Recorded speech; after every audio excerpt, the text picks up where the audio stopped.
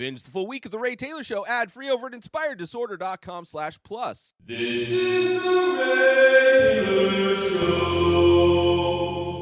Bullet Train, new action comedy film out now on Netflix, a movie that hit theaters earlier this year. And of course, as many who subscribe to this show know, I haven't gone to a movie theater since the pandemic started. So thankfully, movies are hitting streaming faster now than they ever were, so I get access to these movies a lot sooner than I would have in the past. And for that reason alone, I enjoy avoiding the movie theaters and watching movies as they come out. And this movie, Bullet Train, was one that I was excited for. This is a movie that I was anticipating last year coming out, starring Brad Pitt, directed by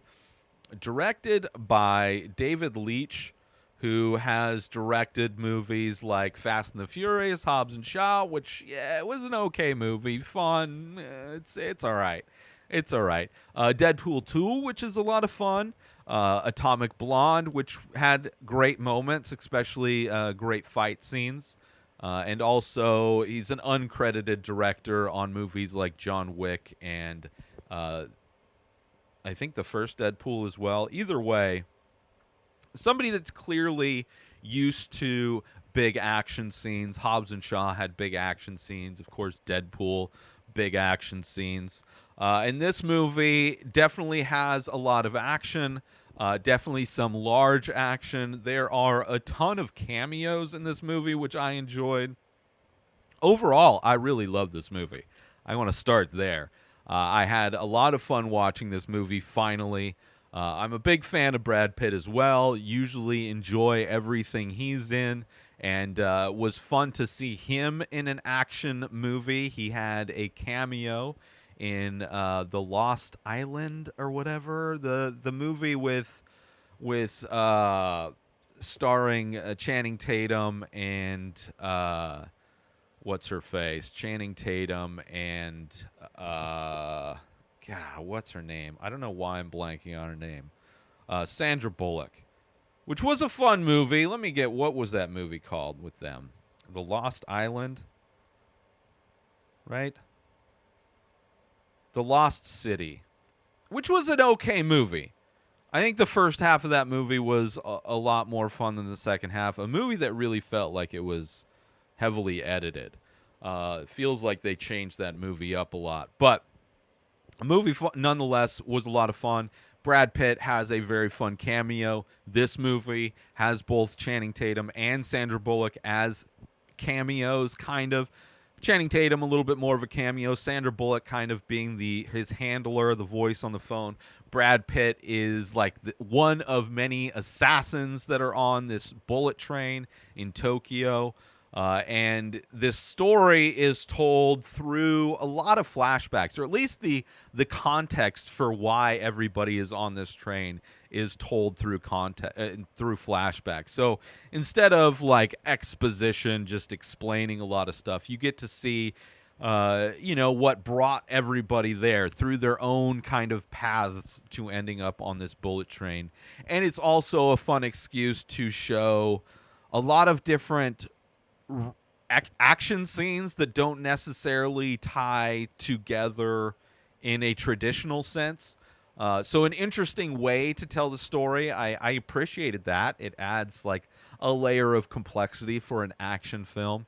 It's also a movie that, as you learn how each of these characters end up on the bullet train, it gives you different perspective on these different characters, and getting a different perspective, different context for what's going on.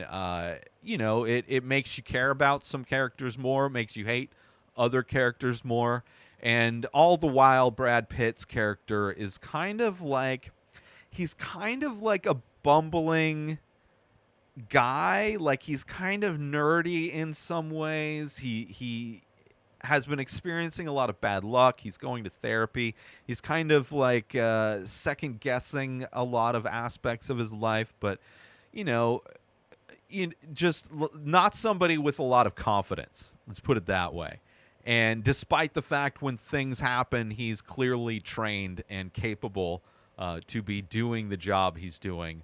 But he's somebody that's kind of throughout this movie questioning his decisions, which is a fun kind of aspect to it. You know, it for somebody like an action character, it really reminded me of a role that Jackie Chan may have played at one point. Like there's so many aspects of this movie that felt very much like a Jackie Chan. It would have been, I would have loved, Jackie Chan's old, but I still think he could pull off a lead in this role. I think that would have been just fine, because he's like, you'd always play like a character that was obviously capable of stuff, but also not wanting to engage, not wanting to be in the fire, as it were.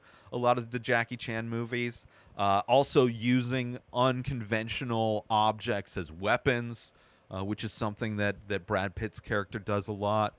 Showing pain when he gets hurt. You know, Jackie Chan, very much one of the few action stars that when he like hits something, there's always a pause in the fight, or a moment in a fight where he's like rubbing a part of his body that just got hurt. Like he's one of the few action stars that like expresses pain throughout a fight, and also somebody that's like trying to avoid conflict while being sucked into it and dealing with it, which very much is what Brad Pitt's character. So I appreciated that as well. I'm a huge fan of Jackie Chan, and despite him not being in this role, I think Brad Pitt pulls it off. You know, because most of this movie, aside from flashbacks, takes place on this bullet train. You're getting a lot of closer shots of the action, so a lot more kind of editing, not a whole lot of, you know, just the camera watching choreographed fight scenes play out, which is something you would see in more of a Jackie Chan, right? Somebody that's actually trained in doing, or even John Wick. There's a lot of John Wick that allows the actors to show their abilities and let stunt people and choreographers really set up a fun action set piece that takes place within the camera, instead of using edits and different camera angles to kind of piece together an action sequence. But regardless, I still liked it. It's not like at the level of editing that like a Bourne Identity, that style of action, that like shaky cam, really fast cuts, kind of almost unsure of what you're watching, the camera almost missing the action. And you see that ability to film action in the previous movie David Leitch did with Neon Blonde. I think the best parts of that movie were the action scenes. The weaknesses of that were the dialogue and the story that encapsulated everything.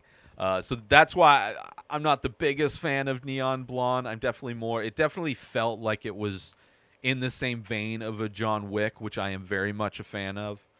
Definitely bringing a new flavor and style to action, where this one feels more.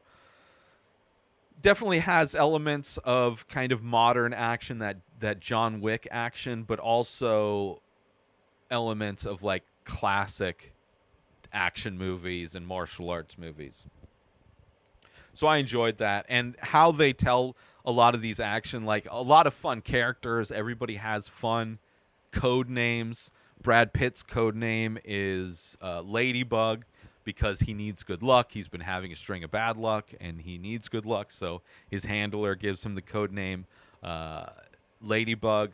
You have these quote-unquote twins that are Tangerine and Lemon, and like all of these different characters, when you see their backstories, like one of their backstories for Tangerine and Lemon is them arguing over their body count from their last job.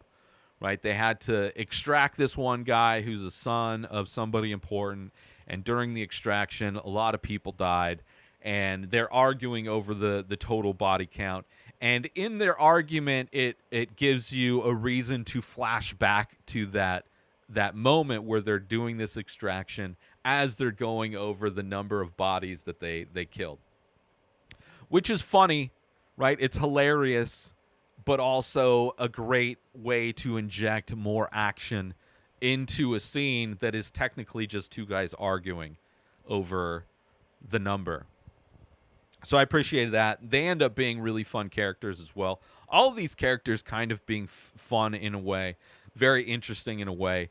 This movie, because there are so many characters, like there's so many assassins on this train, the way the story's told through flashbacks, the way everything at first glance feels like just a tangled mess, but by the end you see that it's more of a beautiful web of storytelling, where at first it feels like chaos and everything is just kind of this tangled mess of storylines. As the story goes on and we understand as the audience everybody's intentions and motivations, it gives you a different perspective as a whole on the story, and I enjoy it quite a bit, and I think it handles it very well, right? I didn't feel lost. I didn't feel like I missed stuff. I didn't feel like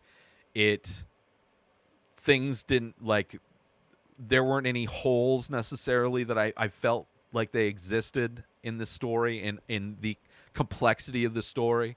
But at the same time, due to its complexity and so many different moving parts, it's a movie that would benefit watching it again, right? Just like a great whodunit movie, like a Knives Out, where every time you watch that movie, for me anyway, every time I watch that movie, I get a little bit more out of it. Another detail that fits perfectly in the complexity of that kind of mystery that's going on. And in this movie, I feel it had that same vibe, where I feel like I can not only return to watching Bullet Train for the great action scenes, the funny comedy that's in it, but also I'll probably pick out little details of the story and aspects of characters that I maybe missed the first time, but it in no way like got confusing or too much, right? I felt like, surprisingly, especially for an action movie, it was surprising that a story involving so many characters and so many different storylines and how they're all connected and how it all ties up and culminates at the end, it could easily not work. It could easily fall apart. But I felt it worked great. Let's take a little break from the show to promote. I figured out a way on my website to offer prints for every single painting. So if you go to a painting, you can buy the original painting or you can buy a print for everything. Artwork that you don't want to spend $100 plus on, 9 by 12 inch ink painting on paper, $100 for the original one-of-a-kind piece of artwork. Paintings range in price depending on their size. The 8 by 10 print, $20. Available in the store at inspireddisorder.com. And now let's get back to the show. The performances are great. The actors are great.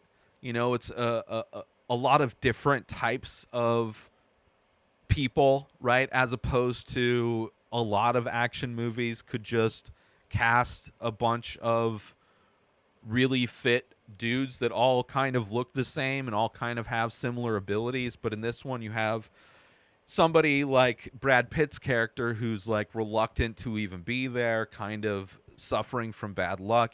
You have a girl who's there who looks super young but super smart and really playing her strengths. You have just kind of different characters with different strengths and different characteristics that I really appreciate. The wolf is great. Lemon and Tangerine is great. Even Hornet's great, you know, finding out, like, and there's characters that come in like Wolf, like Hornet, they kind of come in and maybe they don't survive as long, but you still get pieces of their story.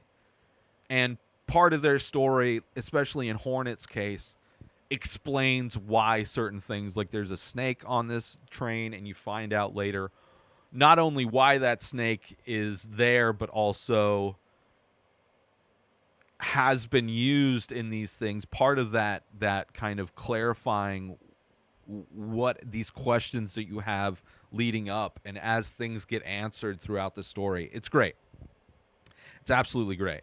And also, I love how Ladybug, Brad Pitt's character, refers to himself as MacGyver in a scene where he figures out a way to kind of block one of the doors between cars, but also has the MacGyver sensibility that he's not into guns, right? He didn't bring a gun on this job, kind of against guns, which is one of the major characteristics of MacGyver. Somebody that used his intelligence, used things around him, like average everyday things that exist, in order to succeed in whatever thing he's trying to do.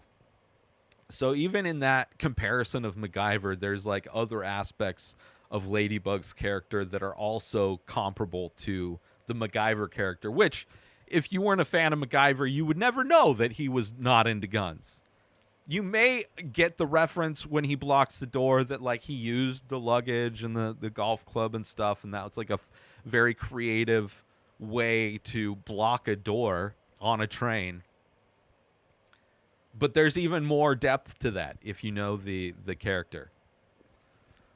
So I enjoyed that. All the cameos, like I said, Channing Tatum. You find out later on there's a Ryan Reynolds cameo, like just a one scene, which is another flashback scene. One scene of Ryan Reynolds, of this character that is seemingly not important until you find out why it's important at the end. And for that character not being there, right? He's like an important character that just didn't show up. And for that kind of character, that kind of just small little thing to be played by Ryan Reynolds is hilarious. It is so funny. And I don't even think he's credited, because he doesn't say anything. It's just him turning away from an explosion, which is great. The Channing Tatum thing where Ladybug's trying to use him as a distraction, the whole sex stuff, gives him $200. It's great. Also, this movie has Aaron Taylor Johnson, which I was not familiar with. Recently saw an article about him that he is in consideration to be the next James Bond. He plays Tangerine in this movie, which, not knowing until after the movie, when I was just kind of looking through the credits of these people and seeing that name and his picture, which is the same one used, and like, okay, when I saw the initial article, I was like, I don't care. He's an actor I don't know. Okay, he's going to be James Bond. All right. But in this movie, it makes sense why he would be James Bond. Like, he fits the part. He fits the part. It would have been fun to see James Bond turn into like an Idris Elba or something like that, even though he's getting old. But it would have been fun if they played around with that character a little bit more. But seeing that Aaron Taylor Johnson is up for the part, it seems like makes sense, I would say. Right? He's young. He fits kind of that 007. He could definitely pull that off. And he was great as Tangerine, right? Part of the Tangerine and Lemon.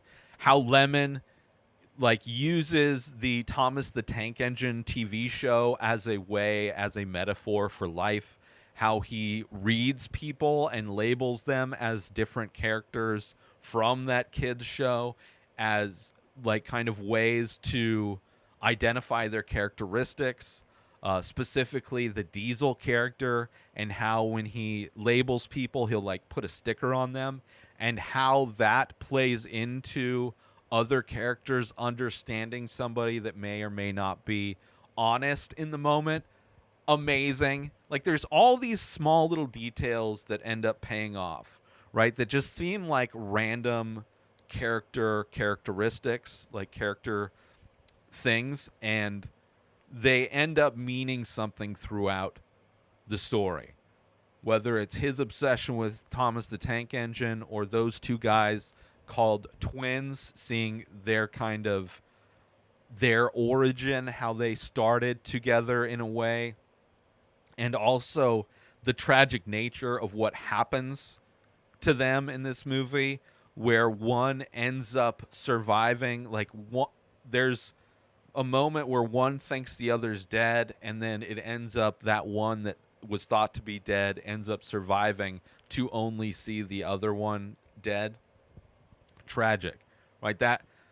Those two brothers, you end up sympathizing with them a lot, and it really hurts both times. Like both times it justifies the gut punch when they see, like, you feel bad, you feel sorry for them both times.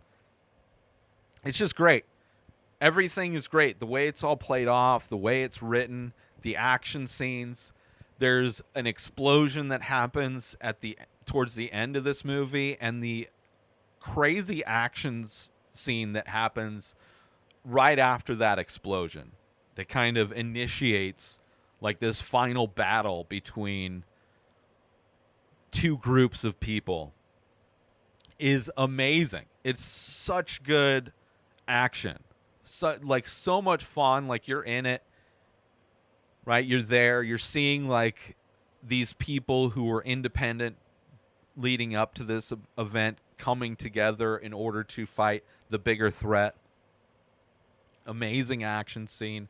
There were some like over the top, obviously action movie, gonna have over the top, gonna have crazy action sequences that just are so fantastical they pull you out a little bit, right? Because depending on the action movie, generally they try to be pretty grounded. I mean, that's kind of the trend. I mean, John Wick is one of the more grounded type of action movies, trying to make it look realistic, plausible. And in this movie, there's a few points that are kind of crazy. There's a moment where Tangerine gets kicked off the train, right? They're on this bullet train. It's making however many stops, and each stop, the doors are only open for 1 minute, right? Very efficient, no dilly-dallying. You get in, you get out, you miss the train, you miss the train. Bullet trains travel 300 plus miles an hour, and Tangerine gets kicked out at one point, but he needs to get back on, and he chases and he runs and he runs after the train. And the ability for him to not only jump onto this train and hold on, but hold on at speed is ridiculous.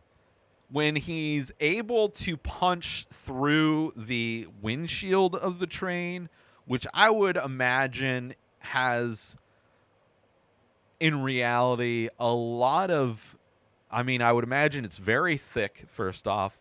And secondly, I'm sure it's laminated like car windshields are, so they don't actually break. They kind of just, like, even when they shatter, they kind of just, because they're laminated, they kind of, and I would imagine for impact purposes of a train going so fast, it would need to have a lot of durability for this guy to not only grab onto the aerodynamic tail of this train and hold on as it reaches top speed, but then to also punch through the windshield.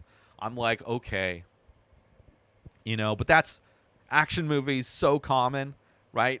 In action movies, glass is either effortlessly broken through or ridiculously hard to get through. It is one or the complete opposite, and this one he was able to get through, which is fine. They needed a way for him to get back on the train. It was like, okay, like, it's an action movie, so it's kind of easy to let go, but at the same time, like, bullshit, right? That was one of the bullshit moments. Another one was there's a moment where it's a train versus a train and how that plays out. I mean, it's at the point of the movie where it happens, it makes sense. Action, a lot of times it has to keep one-upping itself, has to keep getting bigger and bigger as the movie goes on. So it, like, makes sense on some level. And then, but when that happened, I was like, okay. It's like, whatever, okay. We're in it. I'm like, I already saw this guy punch through a windshield. I know we're going into wacky land. And then there's a train crash that happens as well that's like amazing, right? It's ridiculous as hell, but it's amazing. And what happens to characters as they're like flying through this like super slow-mo shot as the train crashes is pretty epic. Like, it's epic for sure. Wacky, like no way anybody survives. But the way it's shown is beautiful. Very much like how Deadpool's able to inject so much comedy within action, like making ridiculous action moments pay off by adding humor, right? Knowingly understanding that these action scenes are so over the top, so being able to you just accept that and inject humor into it to just, to just go along with the joke, not pretending like we're watching something ridiculous. But I appreciate, like, those were the only 3 moments that I was like, okay, like, I know what I get it, right? But at least, it was, but it's only, like, if it was a movie where it's, like, full of that, I guess that would have been fine, too. Like, it didn't bother me. They were just moments that pulled me out a little bit, right? I was just like, for whatever reason, sometimes I watch a movie, and it happens all the time with action movies or superhero movies or, anything that kind of requires some fantastical moments where crazy things happen, like defying physics or whatever. Like, clearly that wouldn't have happened that way. But it's those moments that pull me out a little bit, right? Where I'm on a ride and then, like, these things happen that make me realize that, I'm not on the ride anymore. I'm just watching. This is just a crazy thing happening. Either way, I really enjoyed it. Let's take a little break from the show to promote The benefits of Inspired Disorder Plus. So you go inspireddisorder.com/plus. Sign up, $5 a month. You get to binge the full week of The Ray Taylor Show ad-free. You get to watch all of the live painting videos I do. You get a special members-only discount and deals for all of the artwork and merch that I sell. You also get the complete podcast back catalog of every podcast I've ever produced, hundreds of episodes, countless different podcasts. You also get access to my personal blog. A new blog comes out every week. In addition to that, you get my creative writing that I'm releasing. You also get access to Asking Me Anything. 14 years of experience podcasting. I've been creating art my entire life. I've been using Photoshop since middle school. And you can contact me to ask me questions about that or anything else. So those are the benefits for signing up for Inspired Disorder Plus. And now let's get back to the show. There's also a lot of fun fights. There's a fun fight between Ladybug and Lemon in the silent car that I thought was a lot of fun. There's another fight between Ladybug and Ladybug and Tangerine in the food car. And there's a little concession break in between that fight that I thought was a lot of fun. There's a great moment where the whole Wolf story is great and how he comes in and then, like, just one of those characters, like him and Hornet are 2 characters that kind of come in for a moment and great fights. Like you're seeing Brad Pitt fight all these different people, all these different fight scenes, whether it's against Wolf. The fight scene against Hornet is great. How that one ends with, like, just like such tension and momentum shifts towards the end of that fight where it's like, oh no, he lost, and it's like, oh no, he didn't lose, and how that even pays off later. Like, so many things of this, right? It could just be something that comes up in the moment to explain a thing, right? Like the antidote kind of making that one fight moment work. But for that to come back later on it's just one of many moments of this movie where all these little things have multiple uses throughout, like that how their importance is more than just the initial scene, right? Like the Lemon labeling everybody as a character from Thomas the Tank Engine is a funny character aspect, but plays a big role in the overall story that's being played. The antidote, amazing, comes back again. These different things, what the girl, what's her character's name? What was her code name? Prince, Joy King, who's like the schoolgirl. Her character, and finding out who her character is at the end of the movie, and seeing what happens to her at the end of this movie. There's like it's not a post-credit scene, it's like a mid-credit scene involving Lemon driving a tangerine truck. And when you first see that, you don't know it's Lemon driving the truck, but what happens is like hilarious. And then when you find out that it was Lemon driving that truck is even more like just another aspect of this, where it's like, it's not just the initial thing. Like the initial thing of what happens to Prince is pretty hilarious, but then it becomes even more hilarious when you see who was responsible for that event happening. Amazing. Just like, it's like a 1-2 punch on it, like everything. It's like, it's not just the jab, right? It's not just the one joke. It's a joke that's always followed up by at least one more thing.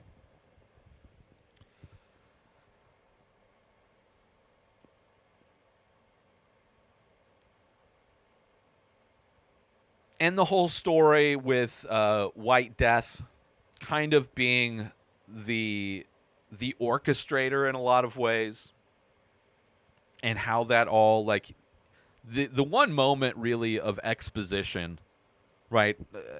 Of course, you're going to have an action movie where a villain is giving exposition to explain everything he's doing.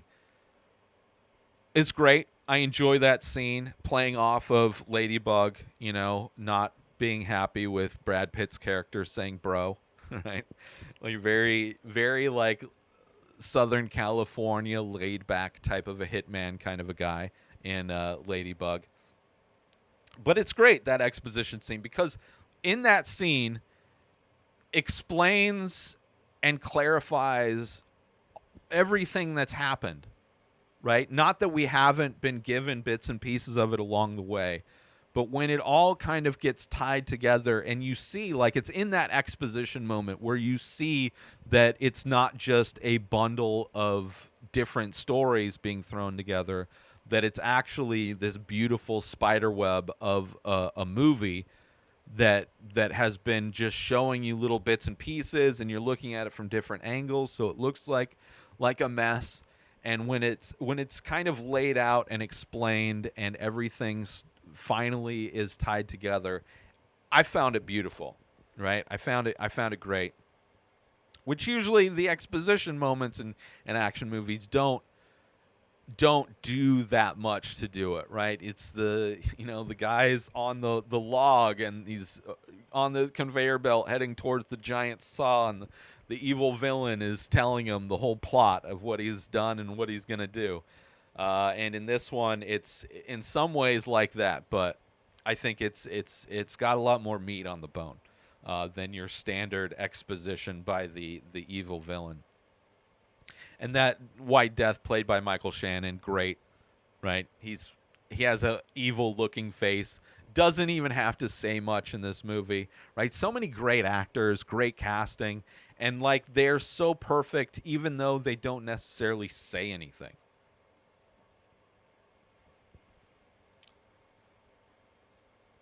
But yeah, it's a great movie. I loved it. You know, it's got great action. It's funny. It has a bunch of interesting characters. It's a movie that has a level of complexity to it where there's a lot of pieces to this puzzle that are going on. But I feel in the end it has a satisfying, the way everything's tied together, very satisfying. So I'd highly recommend it. I'm excited to see what David Leitch does next. Clearly, if there's a good script, and this is based on a book written by Zach Olkewicz. Olkewicz. I mean, I'm bad at reading, but sometimes names are like, what are you doing with words? You know? David Leitch, given a good script, can make a hell of an action movie, and I enjoyed it, and it was fun to see Brad Pitt in an action movie because he's not really done a whole lot of action movies that I can think of. I mean, aside from his cameo in the Hidden Island or whatever, Hidden City. I mean, I guess Fight Club, not really. I mean, he fights, but it's not an action movie. Offhand, I'm not thinking of many, but, he's fun. He's fun. And it's like, the trend right now in action movies for the past probably decade, these older actors, whether it's like Liam Neeson or even Keanu Reeves is getting older, Brad Pitt's getting older, these older actors, and being in these action movies, I love.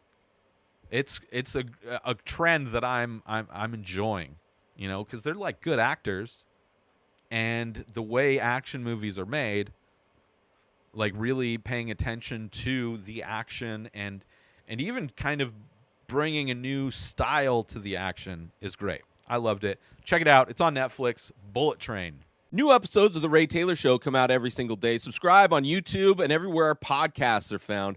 Binge the full week over at InspiredDisorder.com/plus. Buy Ray Taylor Show merch over at InspiredDisorder.com. Have a wonderful day, everybody. Peace out! Today is the day where you wake up and you realize that everything that you've been dreaming about, everything that you've been wanting, every goal and wish and hope that you've ever had can become real. Dreams can come true. What you manifest in your mind, you can bring to reality.